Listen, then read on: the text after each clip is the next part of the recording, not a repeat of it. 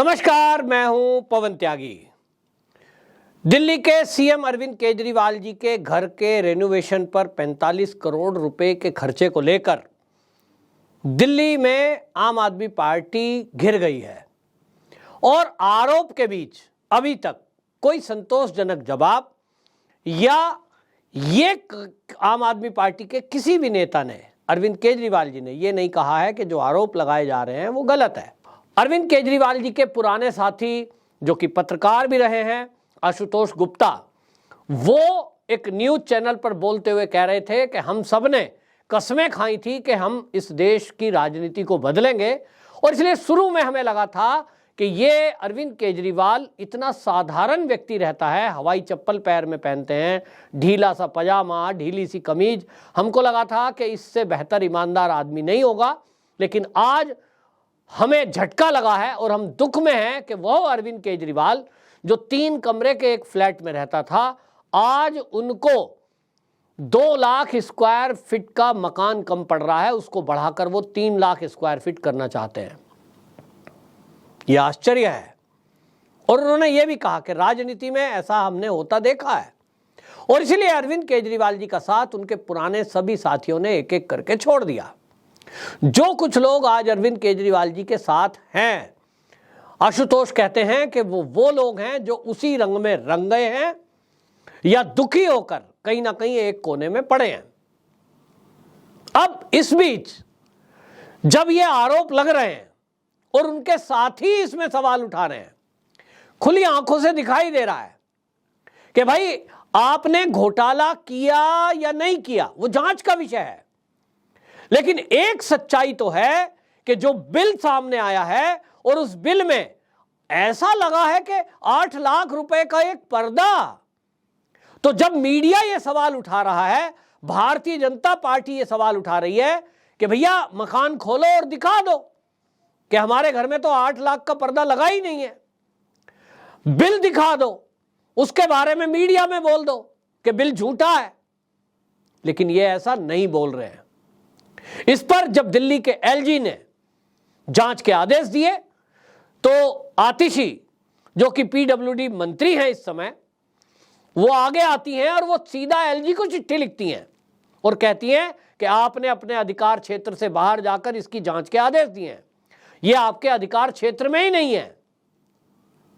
इस पर दिल्ली के एलजी का जवाब है, उन्होंने कहा कि मैं सीधा इसकी जांच के आदेश मैंने नहीं दिए, उन्होंने मुख्य सचिव को जांच के आदेश दिए हैं और मुख्य सचिव के ये अधिकार क्षेत्र में आता है कि दिल्ली प्रदेश में कहीं भी कोई घपले घोटाले की खबर यदि आती है तो मुख्य सचिव उसमें जांच के आदेश अपने स्तर पर दे सकते हैं।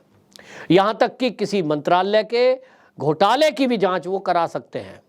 किसी भी मंत्रालय के सचिव की अगर कोई शिकायत आती है, उस पर मुख्य सचिव को अधिकार है कि वो जांच करा सकते हैं, एक्शन भी ले सकते हैं। तो एलजी ने तो एक्शन लिया नहीं है, एलजी ने जांच केवल ट्रांसफर की है। इस पर अब एलजी साहब के ऊपर आरोप लगा रहे हैं आम आदमी पार्टी के नेता। अब ये कह रहे हैं, अभी तक तो कह रहे थे मोदी का महल बना है, गुजरात के सीएम का बना है, वो देखिए साहब मध्य प्रदेश के सीएम भी हेलीकॉप्टर खरीद लाए, मतलब औरों पर बता रहे हैं। ये ऐसा हो गया जैसे कोई पुलिस चोर को पकड़ ले और कोई कहे उनने भी चोरी करी, उसने भी करी, ये भी नाम वो भी नाम, पहले उन्हें पकड़ो। भाई तुम्हारी बात करो। तो दिल्ली के एलजी पर ये आरोप लगा रहे हैं। आम आदमी पार्टी के नेता कहते हैं कि दिल्ली के एलजी जो हैं, जिस घर में रह रहे हैं, उनके घर में भी 15 करोड़ रुपए का रिनोवेशन का वर्क हुआ है। इसको दिल्ली के एलजी ने कहा कि ये झूठ है, मेरे घर में कोई ऐसा रिनोवेशन नहीं हुआ, थोड़ा बहुत फर्नीचर और पर्दे वगैरह ये बदले जाते हैं जब कोई अधिकारी ट्रांसफर होता है और ये साल दर साल मेंटेनेंस पर खर्चा होता है। इसका मतलब ये है कि अब ये आरोपों को लगाने के पे उतर गए हैं, अपनी बात का जवाब नहीं दे रहे हैं। तो दिल्ली के एलजी ने इस पर मीडिया को खुली चुनौती देते हुए बल्कि निमंत्रण दिया है। उन्होंने कहा कि मेरे घर के दरवाजे, राजनिवास के दरवाजे सबके लिए खुले हैं, कोई भी आम आदमी, कोई भी मीडिया पर्सन मेरे आवास में आकर के ये देख सकता है कि मेरा रहना सहना कैसा है, मेरे घर का फर्नीचर कैसा है, मेरे घर के पर्दे कैसे हैं, मेरे घर में टेलीविज़न कितनी कीमत का लगा है। यहाँ आपको बता दें कि अरविंद केजरीवाल जी का जो घर रेनोवेट किया जा रहा है उसके अंदर जो टेलीविजन की कीमत बताई जा रही है, जो पे किए गया है सरकारी खाते से, 10.5 लाख रुपए का टीवी एक, और ऐसे 10 टेलीविजन उनके महल में लगाए जा रहे हैं या लगा दिए गए हैं। और इसी को लेकर के दिल्ली के एलजी ने मुख्य सचिव को आदेश दिया कि भाई ये सब जो है इस प्रीमिसेस को आप लॉक कर दीजिए, क्योंकि ये भी खबरें आ रही हैं कि कहीं ऐसा ना हो कि वो जो फर्श, टेलीविजन, कमोड वगैरह लगे हैं उनको हटा दिया जाए और ये दिखाने की कोशिश की जाए कि भैया बिल तो फर्जी है, ये तो हमने लगाया ही नहीं था।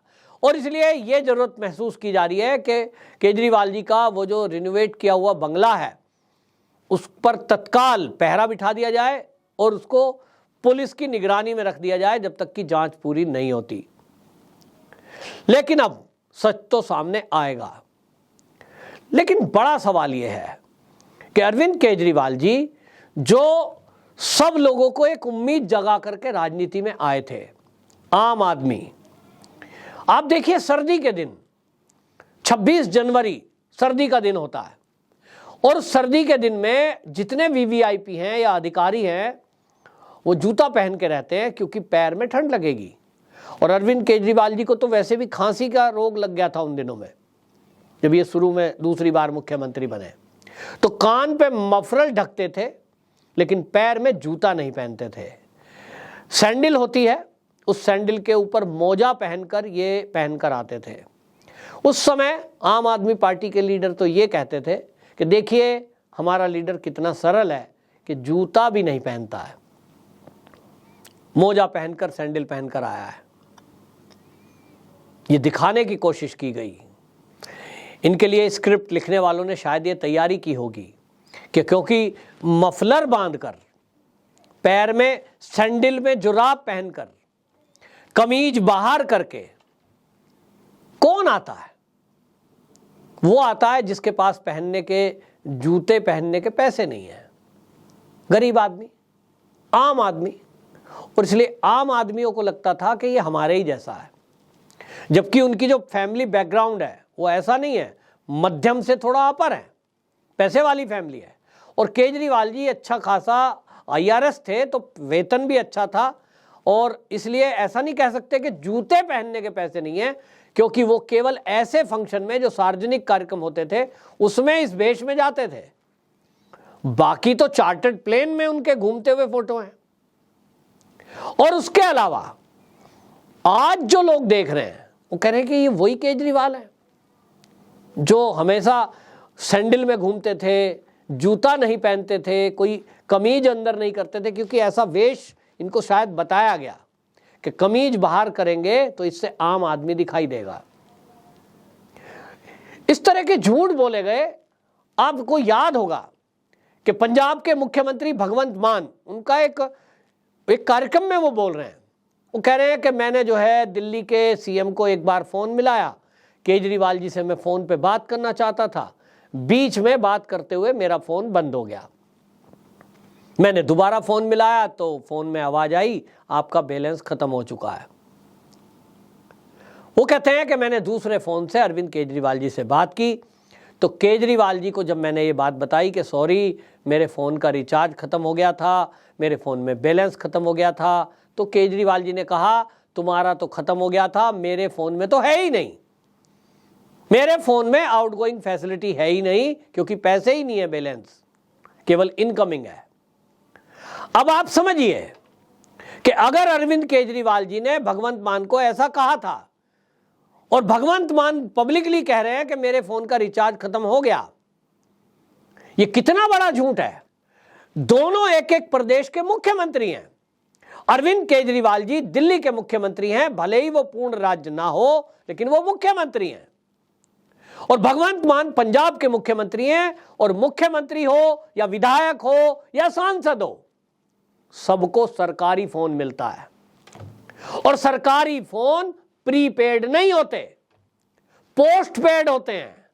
कितनी भी कॉल करो, कितना भी नेट यूज करो, उसका बिल आता है, वो फोन बीच में कटता नहीं है कि रिचार्ज खत्म हो गया। ये किस तरह की बातें फैला रहे हैं? ये दिखाने की कोशिश कर रहे हैं साहब हम तो बहुत गरीब और आम आदमी हैं। दूसरी तरफ इनको आपने देखा कि गुजरात का चुनाव हो रहा है तो चार्टर्ड प्लेन से जा रहे हैं महीनों महीनों, और इनके बिल उठा के देख लो। अगर अरविंद केजरीवाल जी के कार्यालय और इनके घर का बिल सामने आएगा तो आपको पता लगेगा कि कितना खर्चा हो रहा है टैक्स पेयर के पैसे का। लेकिन कुल मिलाकर के ये बड़े बड़े इस तरह के ड्रामे नाटक करने में एक्सपर्ट हैं और कहीं ना कहीं झूठ बोलने की कोशिश करते हैं जो जनता में एक्सपोज हो जाते हैं। अरविंद केजरीवाल जी भी इसी तरह से लोगों को बहकाकर बहलाकर और झूठ बोलकर सत्ता में आए, क्योंकि वो ये कहते थे कि ना हम बंगला लेंगे, ना हम गाड़ी लेंगे, ना हम सुरक्षा लेंगे। आज के समय में गाड़ी भी है, बंगला भी है और सुरक्षा तो दो दो राज्यों की है। तो कुल मिलाकर अब इनको दिख नहीं रहा कि करें क्या। तो मोदी का नाम लो, दिल्ली के एलजी पे सवाल उठाओ, या भारतीय जनता पार्टी के और लीडरों पे सवाल उठाओ, मुद्दे से लोगों का ध्यान भटकाओ। लेकिन अब दिल्ली की जनता और देश की जनता नेताओं के ज़्यादा झांसे में नहीं आती है, क्योंकि सोशल मीडिया का ज़माना है। इनकी पुरानी वीडियो तक वायरल हो जाती है तत्काल कि पहले ये क्या बोलते थे। शीला दीक्षित जब दिल्ली की मुख्यमंत्री थी तो ये 11 एसी पर सवाल उठा रहे थे कि साहब उनके बाथरूम में भी एसी लगा है। बाथरूम में एसी बहुत उद्योगपतियों के, रईस लोगों के, आईएएस अधिकारियों के बाथरूम में लगा होता है, साधारण बात है, वो इतनी बड़ी बात नहीं है। लेकिन बाथरूम के अंदर 10.5 लाख रुपए का टेलीविजन लगना या 8 लाख का कमोड लगना, ये बड़ी बात होती है। 8 लाख का पर्दा किसके घर में लगा है भाई? ये केवल केजरीवाल जी के घर में लगा है। तो ये बड़ी बात है, और ये बड़ी बात इसलिए है क्योंकि केजरीवाल जी ने ही बोला था कि हमारी पार्टी अलग है और हम राजनीति बदलने के लिए आए हैं, हम आम आदमी की तरह रहेंगे। तो ये दिल्ली के एलजी पर सवाल उठा रहे हैं। अब सवाल ये है कि जब दिल्ली के एलजी ने पब्लिकली सबको कह दिया है कि आइए मेरे घर में और मेरे घर के पर्दे और फर्नीचर देखिए, मैं निमंत्रण देता हूं, अरविंद केजरीवाल जी अपने उस कोठी के, बंगले के दरवाजे कब खोल रहे हैं, ये मीडिया इंतजार कर रहा है। देखना होगा सच्चाई क्या है और इस घोटाले में कौन कौन इसमें शामिल है, और इसका कमीशन अगर लिया गया है तो वो कमीशन क्या अरविंद केजरीवाल जी को भी मिला है। ये बड़ा खोज का विषय है, जांच का विषय है। देखते हैं अब इस घोटाले के पीछे कौन मास्टरमाइंड निकलता है।